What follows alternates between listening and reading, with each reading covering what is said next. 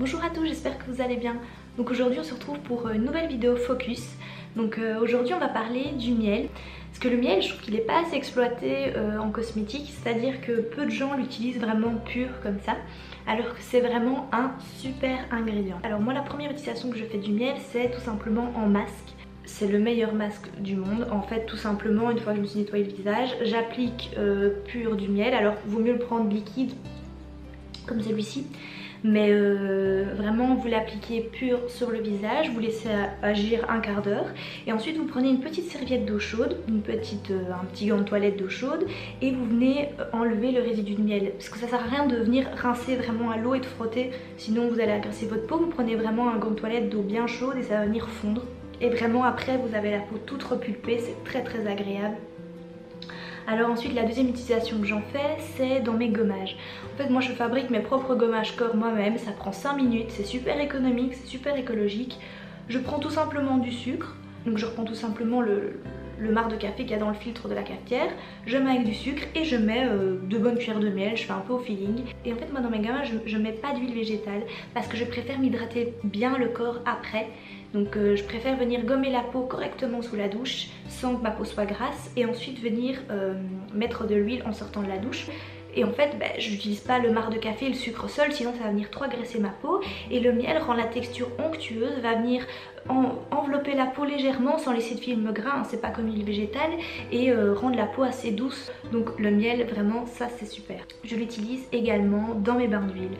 Tout simplement lorsque je fais un mélange d'huile à appliquer avant de faire mon shampoing, généralement je mets huile de sésame, huile de jojoba.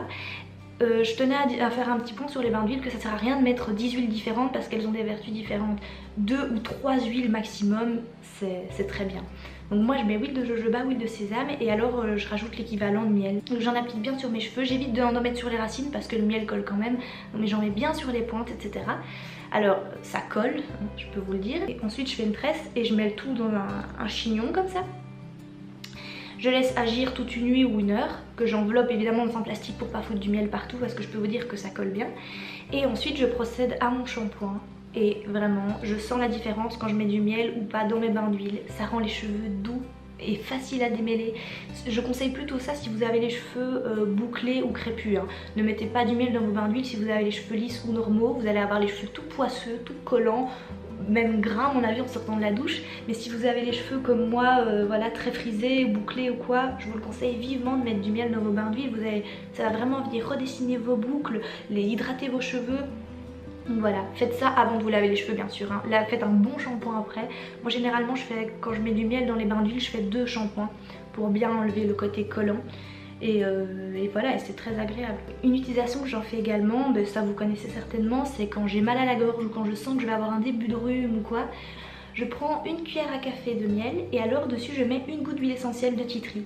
En fait le tea tree ça va vraiment venir désinfecter votre gorge. C'est antibactérien, c'est vraiment super.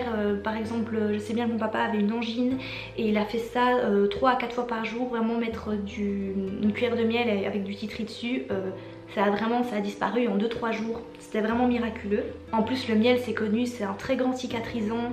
Dans certains pays ils mettent du miel pur sur des plaies et les plaies sont cicatrisées très vite. Il y a de nombreux médecins qui vantent les vertus du miel parce que le miel, voilà, c'est magique. Et en fait le fait que voilà, vous avez la peau repulpée etc en l'utilisant en masque visage, c'est parce que le miel a des grandes vertus cicatrisantes. Donc si vous avez des petites cicatrices d'acné ou tout simplement, moi j'ai une peau normale, j'ai pas spécialement de cicatrices ou quoi, ça va vraiment venir cicatriser. En plus c'est un grand humectant, donc ça va vraiment venir hydrater votre peau en profondeur. C'est vraiment extraordinaire. Moi je dis toujours, ce qu'on applique sur notre visage et sur notre corps, on devrait pouvoir le manger. D'ailleurs c'est pour ça que dans les cosmétiques naturels, on utilise des choses du quotidien de la cuisine comme le marc de café, le sucre, le miel, parce que c'est des choses, ou même l'huile de coco, parce que ce sont des choses qui sont bonnes pour l'intérieur. À partir du moment où c'est bon pour l'intérieur, c'est bon pour l'extérieur. Et je trouve pas ça normal que les cosmétiques se soient transformés en des trucs super chimiques qu'on ne penserait même pas manger.